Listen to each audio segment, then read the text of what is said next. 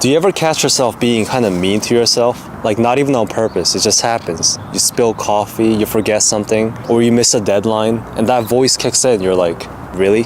Again? Why are you like this? Get yourself together. I don't know about you, but I've been noticing how casually brutal my inner voice can be. It's unnecessary sometimes. And nowadays, I was thinking, I need to learn how to be more kind to myself again. You know, not in the cheesy Instagram quote way, but in the quiet, honest, uncomfortable, and real way. The kind of kindness that actually means something. When people around me are struggling, my friends, my family, I always make sure to kind of help them in the best way possible. But when I think about myself, when I'm struggling, when I'm not really doing well mentally, I don't really show up to myself. And I thought that was weird. Why do I never show up to myself the way I do with my friends and family? Why do I not prioritize myself sometimes? And most of the time, I think I can handle it until it gets too much and gets too overwhelming. And I'm like, okay, I get this burnout and I'm like done for a while. Why do I ever let myself get to that point? There was a moment recently where I caught myself saying things in my head like, you're actually so behind. You should get your life figured out. People in your age, a lot of your friends are already working. They have internship in this company and they're doing pretty well for themselves and you're not. Why are you like this?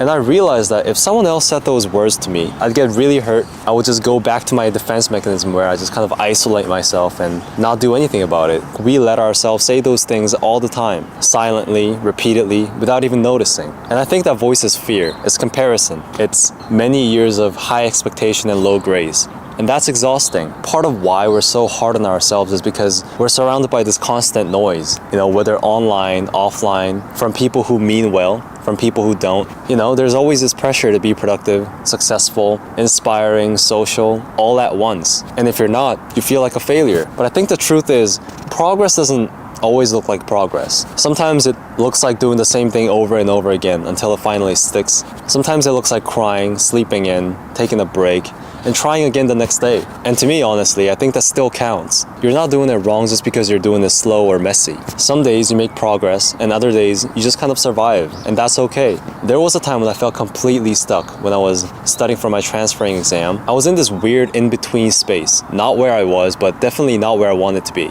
I couldn't really tell if I was making progress or just wasting my time. Sometimes I would just study the whole day just to feel like I didn't do enough at the end of the day.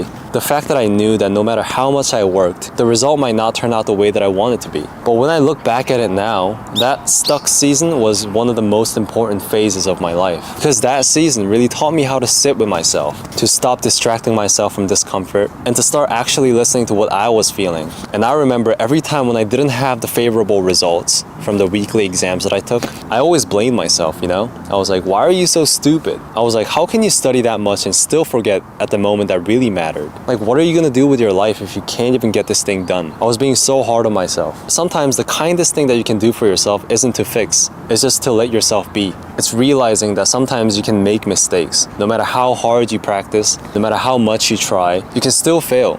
And sometimes it's giving yourself permission to rest even when your schedule is full. And sometimes it's saying, I'm not really okay right now. And letting that be a valid answer. At the end of the day, it's choosing to believe that you're allowed to be a work in progress and still worthy of love and peace right now, not just when you've arrived. So whenever I'm being hard on myself, I kind of pause and ask myself, if my friends said this about themselves, what would I say to them? Because I know I'd never say, you're a failure. You should be over this by now. Why can't you be better? I'd say that, hey, you're doing your best. I know this is hard, but I'm proud of you for holding on. And you don't need to prove anything to deserve rest. So why can't we say that to ourselves? Maybe today's the day we start. Be kinder to yourself. You're allowed to slow down. You're allowed to not have everything figured out. And you're allowed to be kind to yourself, even on those days when you don't really feel like you deserve it. Because I feel like that's exactly when you need it the most. Even just for a moment, try giving yourself the same grace, the same patience, the same gentleness you'd offer to someone you love. Because you're not broken.